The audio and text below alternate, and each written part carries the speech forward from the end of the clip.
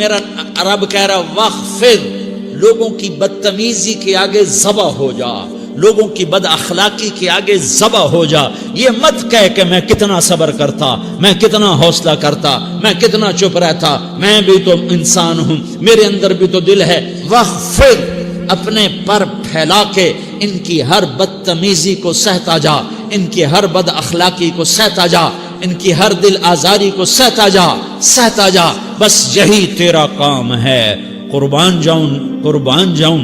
اتنے عالی اخلاق کے باوجود اللہ اتنی تاکید کے ساتھ حکم سناتا ہے کہ اپنے پر پھیلا دے، زخمی پرندے کی طرح ذبح ہونے کے لیے تیار ہو جا. ان کی ہر بدتمیزی کے آگے آہ نہ کر لبوں کو سی، عشق ہے دل لگی نہیں، سینے پہ تیر کھائے جا، آگے قدم بڑھائے جا. یعنی زبان حال سے کہہ دے کہ ہاں ستائے جا. وہ یہ کرتا ہے، وہ یہ کرتی ہے، اسے یہ نہیں آتا، اسے یہ نہیں آتا، اسے وہ یوں سناتی ہے، وہ یوں سناتا ہے، وہ یوں کرتی ہے، وہ یوں کرتا ہے. یہ آج کے اخلاق ہیں. کوئی آنکھ ایسی نہیں ہے جو خوبیاں ڈھونڈے. جس آنکھ کو دیکھو اس میں دوربینیں فٹ ہیں عیب پکڑنے کے لیے. کاش کوئی آنکھ ہوتی جو خوبیاں دیکھتی، کوئی زبان ہوتی جو خوبیاں بولتی. ہائے ہائے، اللہ درجے بلند کرے. سعید احمد خان رحمت اللہ علیہ، مولانا سعید احمد خان، ایک شخص میری زندگی میں آیا. یہ سارا مضمون میں اس کی صحبت سے سمجھا ہوں، کتابوں سے نہیں سمجھا. مجھے کتابیں زبانی یاد تھیں، میں کتابوں کا حافظ تھا، لیکن اللہ کی قسم میں مضمون کتابوں سے نہیں سمجھا. یہ میں اس بندے کی صحبت سے سمجھا کہ اخلاق سیکھنے پڑتے ہیں. اخلاق سیکھنے کی چیز ہے، یہ پڑھنے سے نہیں آتے، یہ پڑھانے سے نہیں آتے.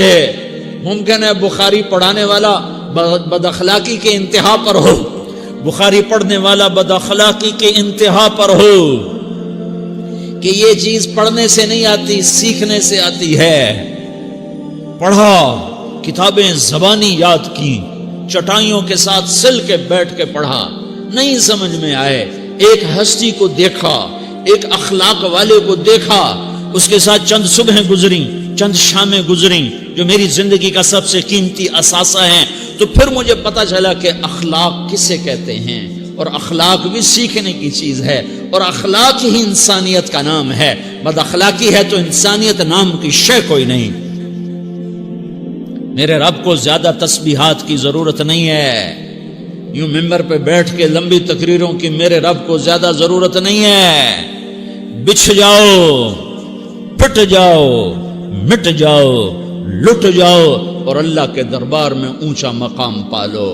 لوگوں کی سہنا سیکھ لو، لوگوں کے زخم سہنا سیکھ لو، لوگوں کے لگائے ہوئے نشتر، لوگوں کے لگائے ہوئے زخم چھوڑ دو رسنے کے لیے، چھوڑ دو گھاؤ بننے کے لیے، چھوڑ دو انہیں گہرا ہونے کے لیے. یہ جتنے گہرے ہوں گے اتنا تم اللہ کو محبوب نظر آؤ گے. تو بچا بچا کے نہ رکھ اسے، تیرا آئینہ ہے وہ آئینہ کہ شکستہ ہو تو عزیز تر ہے نگاہ آئینہ ساز میں. اسے ٹوٹنے دو، اسے ٹوٹنے دو. توڑنے والوں کو کہہ دو آ جاؤ ادھر آ ستمگر، ہنر آزمائیں تو تیر آزما، ہم جگر آزمائیں. لوگوں کو بولنے دو، عورتوں کو بولنے دو، تم سنتی جاؤ اور سہتی جاؤ اور پیتی جاؤ اور اف نہ کرو اور آہ نہ کرو. تم وقت کی رابعہ بصری ہوگی، تم وقت کے جنید بغدادی ہوگے. بڑے بڑے مجاہدوں والے اور بڑے بڑے بڑے بڑے عبادات والے، بڑے بڑے عبادات کے قطب مینار، اللہ کی قسم تمہاری گرد نہیں چھو سکتے، تمہاری گرد کو نہیں پا سکتے. تمہیں پہنچنا تو کہاں ہے، تمہاری گرد کو بھی نہیں پہنچ سکتے ہیں. اگر تم اپنے اخلاق قابو کر لو، اپنی زبان پہ قابو کر لو، لوگوں کی دل آزاری پہ چپ رہنا سیکھ لو، لوگوں کی تکلیف پر چپ رہنا سیکھ لو، اور لوگوں کی بدتمیزی پر چپ رہنا سیکھ لو، اور برے سے اچھا بننا سیکھ لو، برے کے سامنے مسکرانا سیکھ لو، تانے سن کر بھی مسکرانا سیکھ لو، تو تمہیں زیادہ نفلوں کی ضرورت نہیں پڑے گی. تمہیں لمبی لمبی تہجد کی ضرورت نہیں پڑے گی. تم وہاں پہنچو گے جہاں کوئی نہ پہنچ سکے گا. تم ادھر جاؤ گے جہاں کوئی نہ جا سکے گا. تمہارے مقامات کو کوئی پا نہ سکے گا آخرت میں، نہ دنیا میں نہ آخرت میں. اپنے اخلاق بناؤ. اپنی آخرت کو بنانا ہے تو اس نفس کو پاکیزہ کرو. یہ نفس پاک ہوتا ہے دو باتوں سے، ایک عبادات سے، ایک اچھے اخلاق سے. اور یہ غلیظ ہوتا ہے، ناپاک ہوتا ہے عبادات کو چھوڑنے سے اور بد اخلاقی کا شکار ہونے سے. بد اخلاقی سب سے بڑی غلاظت اور کبیرہ گناہ سب سے بڑی غلاظت ہے، اور عبادات سب سے بڑی خوراک ہے، سب سے بڑی پاکیزگی ہے. اچھے اخلاق سب سے بڑی خوراک ہے، سب سے بڑی پاکیزگی ہے. گناہوں کا چھوڑ دینا سب سے بڑی طہارت ہے. یہ کرو گے اللہ تمہیں چمکائے گا، تمہاری دنیا بھی بنائے گا، تمہاری آخرت بھی بنائے گا. یہ اخلاق سیکھنے پڑتے ہیں، عبادات کو سیکھنا پڑتا ہے. اللہ کے راستے میں جاؤ، اللہ کے راستے میں پھرو اور اپنے اخلاق بھی بناؤ، اپنا ایمان بھی بناؤ، اپنے کردار کو بھی بناؤ. اور مرتے دم تک یہ محنت کرتے رہو کرتے رہو کرتے رہو. کرتے کرتے موت آ گئی تو جو ادھورا پن ہے اللہ دور کر دے گا، جو ادھورا پن ہے اللہ دور کر دے گا. اور کوشش کرو 24 گھنٹے کی زندگی میں اس زبان پہ خیر کے سوا کچھ نہ نکلے. تم بے شک فرض نماز پڑھو، تسبیحات مسنون نہ پڑھو، تو لمبے ذکر نہ کرو، لمبے قرآن نہ پڑھو، لمبے نفل نہ پڑھو. میری ایک مان لو، یہ زبان پہ قابو پالو. اس زبان کو بند کرنا سیکھ لو. اسے ہونٹوں تلے، اسے دانتوں تلے دبانا سیکھ لو.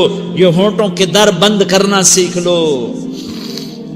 یہ مدرسے کے طلبہ نظر آ رہے ہیں، ان کو شیطان کوئی دعوت دے گا شراب پیو، ان کو کوئی شیطان دعوت دے گا کہ جوا کھیلو، ان کو دعوت دے گا غیبت کرو، ان کو دعوت دے گا فلاں کی برائی کرو، ان کو دعوت دے گا اس کے عیب ڈھونڈو اور اس کو چسکے لے لے کر بیان کرو. یہ اس گناہ کی مار دیتا ہے، اس میں ایسی مار دیتا ہے کہ نمازیں صاف ہو جاتی ہیں، عبادات صاف ہو جاتی ہیں، علم صاف ہو جاتا ہے، تبلیغ صاف ہو جاتی ہے. ہمارے استاد مولانا زار شاہ صاحب رحمۃ اللہ علیہ ہمیں فرمایا کرتے تھے، جب وہ کبھی غیبت کی نفرت بٹھاتے تو فرمایا کرتے تھے تم سب سے زیادہ کمائی کرنے والا طبقہ ہو طلبۃ العلم، لیکن ایک بول بول کر ساری کمائی پہ پانی پھیر دیتے ہو. تو میرے بھائیوں چاہے دین والے ہو چاہے دنیا والے ہو، مدرسے والے ہو کالج والے ہو، ایک عبادت کو بناؤ، ایک اپنے اخلاق کو بناؤ تو اللہ تمہارے ساتھ ہے. دنیا بھی تمہاری ہے، آخرت بھی تمہاری ہے.